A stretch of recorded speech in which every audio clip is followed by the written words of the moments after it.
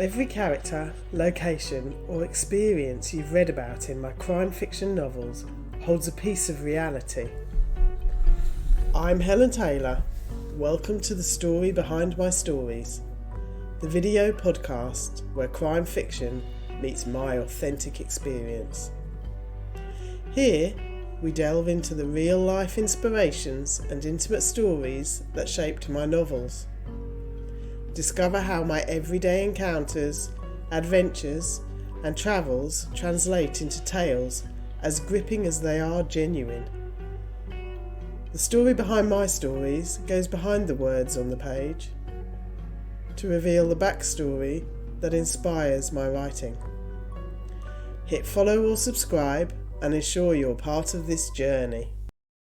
Hi, welcome to episode 8 of the story behind Aloha, Goodbye, the third in the D.I. Matthew Goodwin detective series,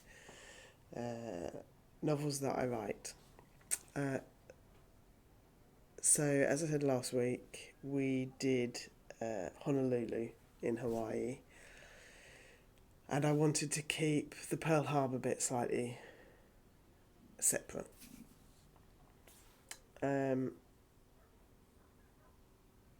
So I'm going to start with an extract from the book of the Pearl Harbor part.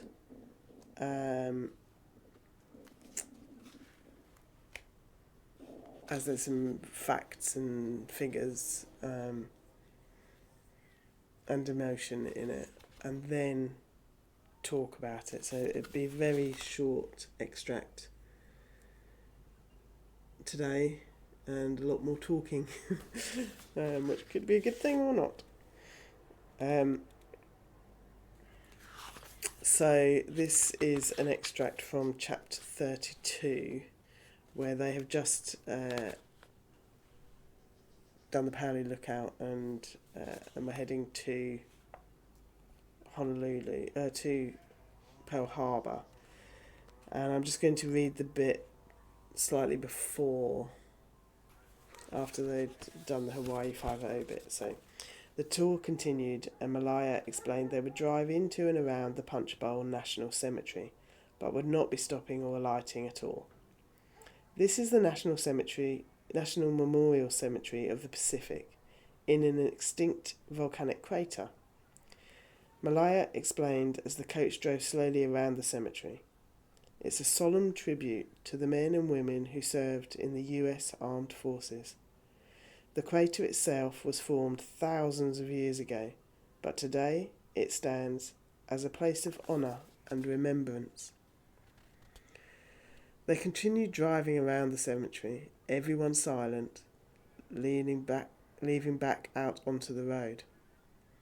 As the bus left the city behind, heading toward Pearl Harbor, Malaya's tone softened for the short drive. Pearl Harbor is a place of deep significance, she said.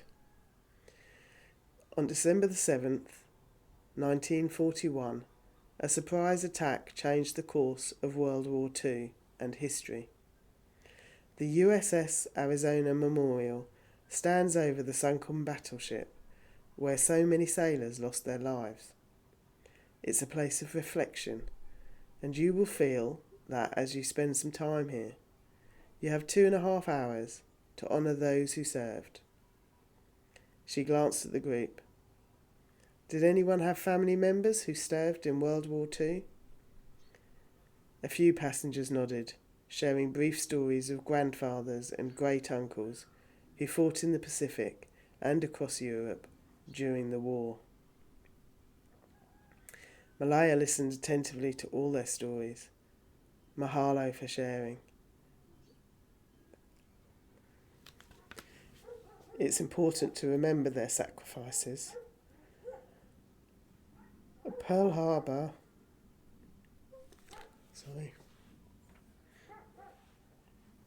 I don't know why these things really get to me, but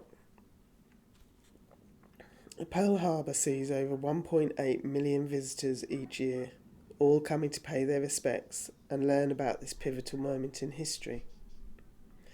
The bus rolled toward Pearl Harbor Visitor Centre, where they all prepared to step into history. "Mahalo for joining me on this journey," Malaya said with a smile. "I hope you've enjoyed learning about Honolulu's past and present." So,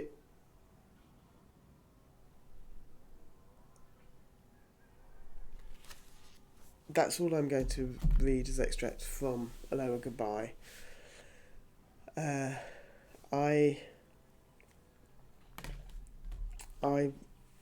It was a big thing for me to go to see Pearl Harbor. Whenever I go anywhere that has a memorial like that, I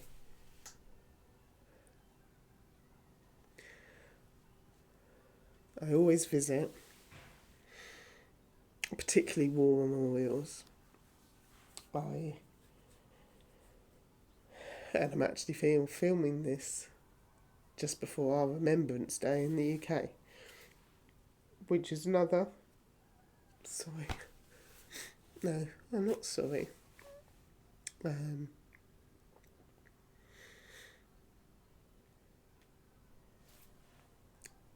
So where this comes from, people giving their lives to fight for freedom or their country. Having travelled an awful lot in the world, to first world, second world and third world countries, I feel very privileged to have been born in the UK and as a woman, for all the things that I have had in my life that I don't necessarily believe I would have had as a woman in some areas in the world and as a person in other areas of the world.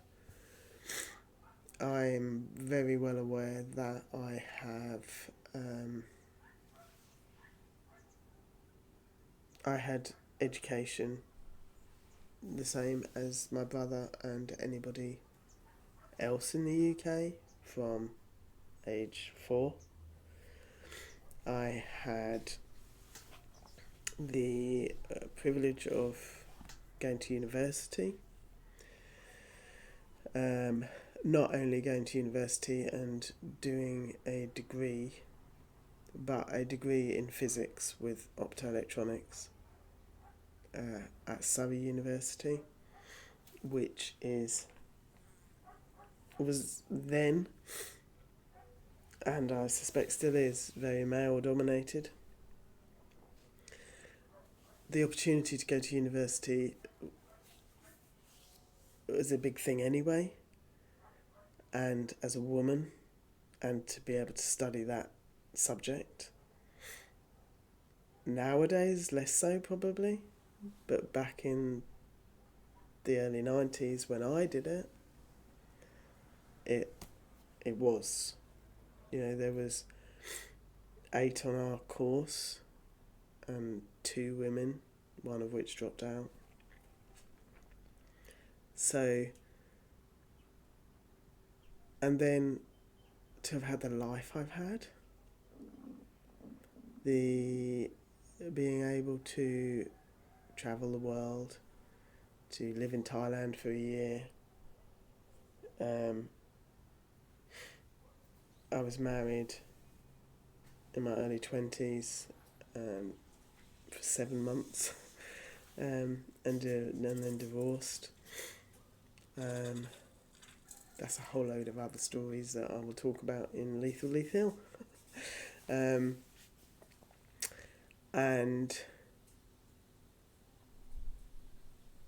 then Thailand, coming home from Thailand, falling pregnant. Lauren's dad walked away when I was 6 weeks pregnant, and I've been a single mum for 20 years until I met Ben nearly 2 years ago. Obviously, I'm still a single mum, but I'm not a single person anymore.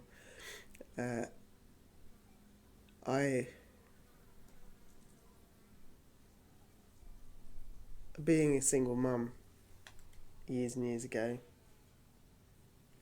was, was frowned upon. I ran my own business, Tiny Treasures, for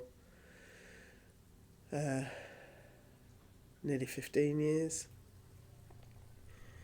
which allowed me to give jobs that fitted around motherhood to 4 or 5 other women. Basically, I do not believe wholeheartedly that I would have had the life I've had, the opportunities I've had, university, travel, owning my own house, running my own business, and being a single parent. I honestly do not believe I would have had those opportunities were it not for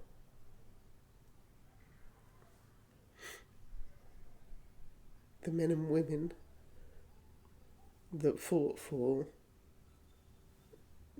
that freedom for me. So I do always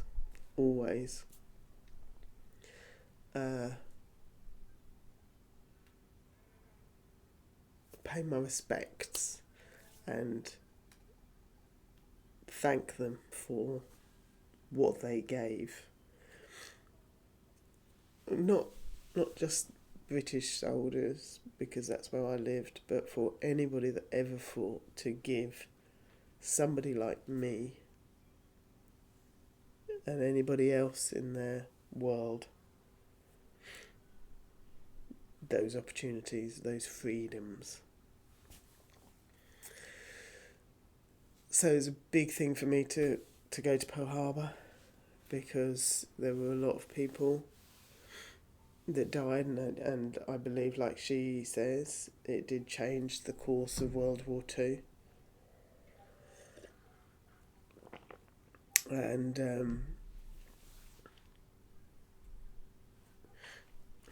And Lauren will tell you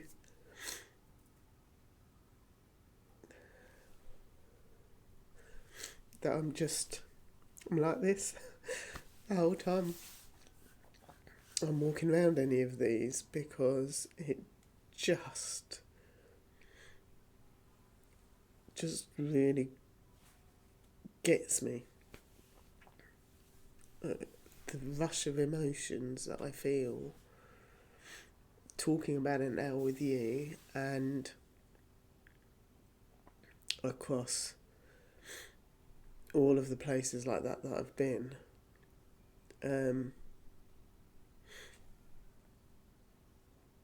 It's just I can't describe it. It's just an energy that drives me to do more for the sake of all those people that gave their lives for people like me or anybody else to have what I've got. To have, I'm not saying that any of the prejudice and issues, as a single parent, I felt very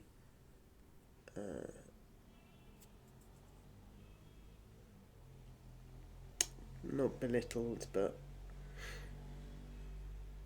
not accepted. Um, so this is all very emotional for me, and it's something I suppose I feel I can never, ever thank them or be able to give them back in any way. And so maybe a big bit of it is the grief of not being able to offer that. So I think the least I can do is take that moment, be silent, be thoughtful with them when I'm in those places. Pearl Harbor, it was eerie in places where you have to get a little boat over to the actual memorial, which lies atop of the sunken USS Arizona, and there are still bodies in there. They are entombed in there forever. And that felt eerie when I was there.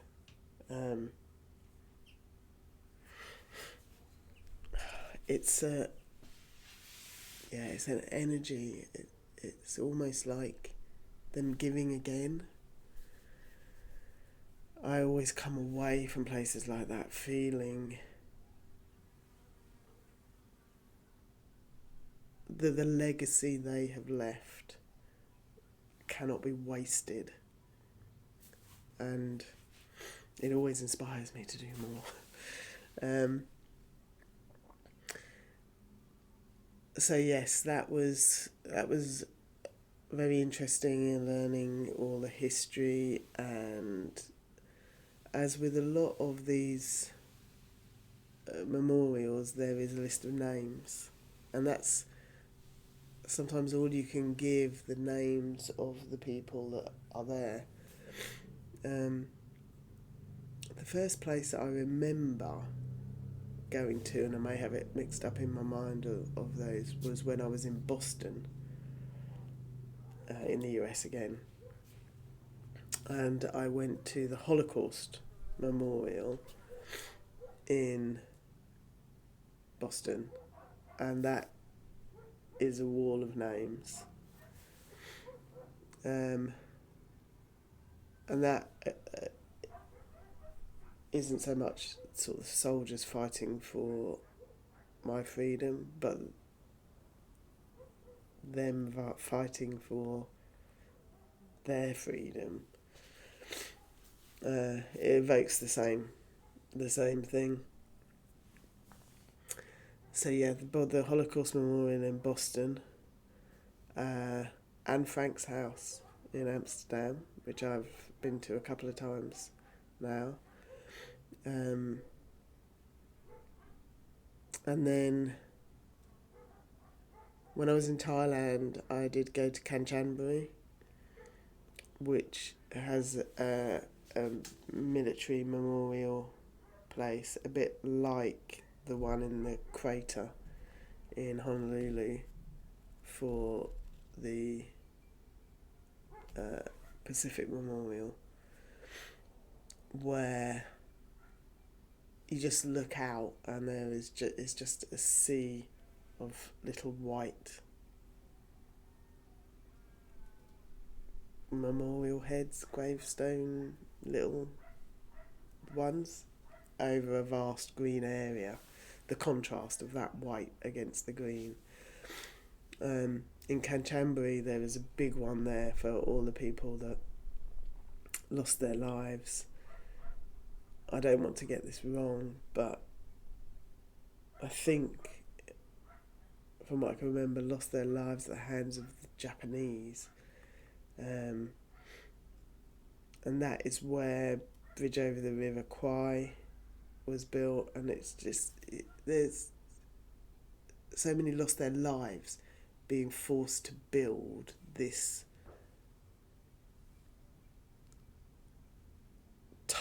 channel thing through sheer rock. And so there's a big memorial place there in Canterbury. And then obviously when I was travelling around the Southeast Asia, when I went to Angkor Wat in Cambodia, when I got down to Phnom Penh, which I'm not sure that I've really mentioned at all in the story behind tie-dye or the story behind anything else, really. There in Phnom Penh, it's Pol Pot's school, and that is one of the Phnom Penh. I felt incredibly uncomfortable in. It's the one place in the world that I've been where I did not feel safe. Paul said before I went, it contains all the dregs of all the societies in the world, and it feels like that. But I did venture out on probably my only ride on a motorbike with this girl that I'd met on the boat ride from Angkor Wat down to Phnom Penh, down the Mekong River. With her, we both got two motorbike taxis out to the Killing Fields Memorial, which again, it's just, gives me the shivers thinking about it. It's a pyramid full of skulls over the pit that the bodies were all just dumped in.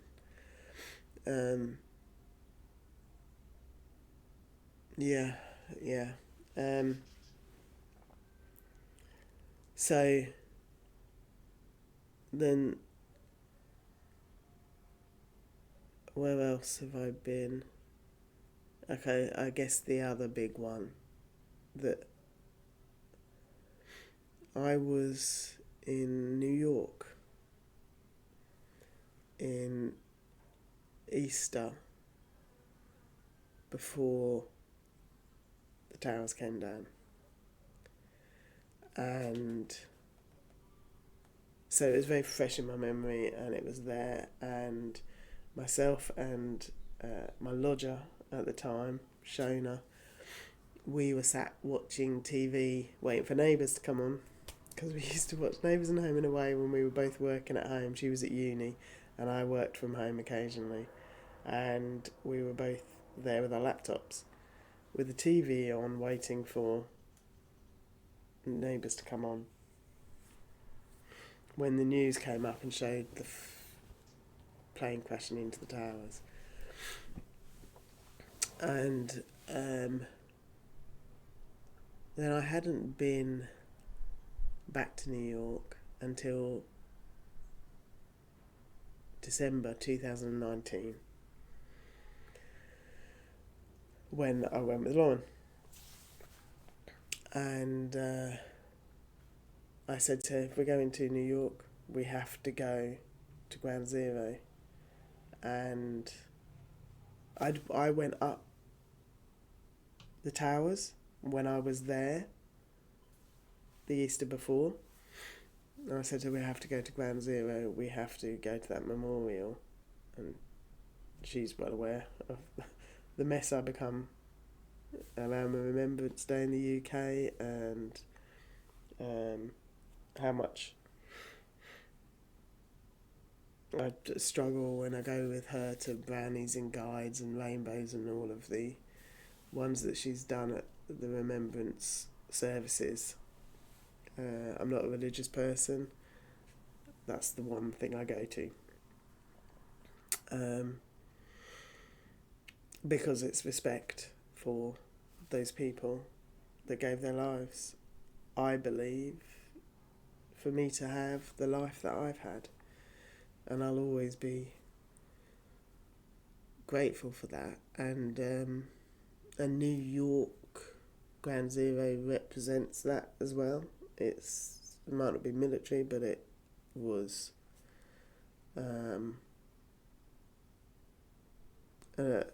first responders, and it evokes the same thing in me. So no one had to walk around Ground Zero with me just a blabbering wreck the whole way round. And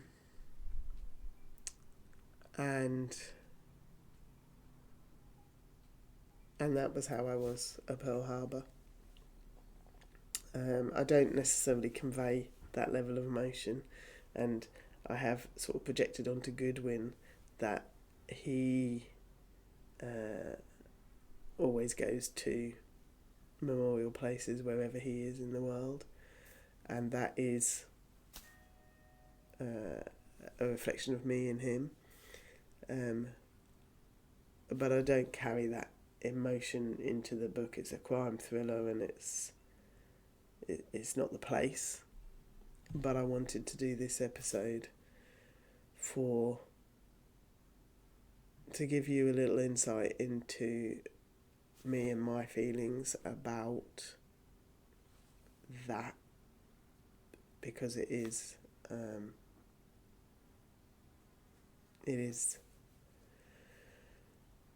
me. It is something that I feel really, really strongly about. So I'm going to leave today's episode on that note.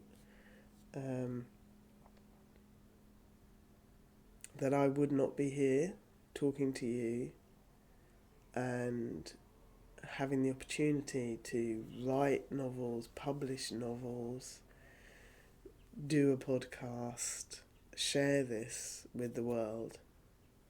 I honestly believe that my life would be very different if it weren't for the men and women of the armed forces around the world, and those that stand up for and fight for and give their lives for or against the evils in the world. I wouldn't have this be here, and I feel very privileged to have that.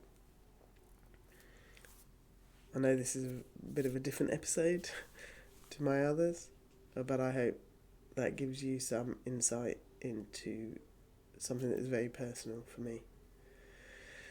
And I will catch you next week for a bit of a roundup on the story behind Aloha, Goodbye.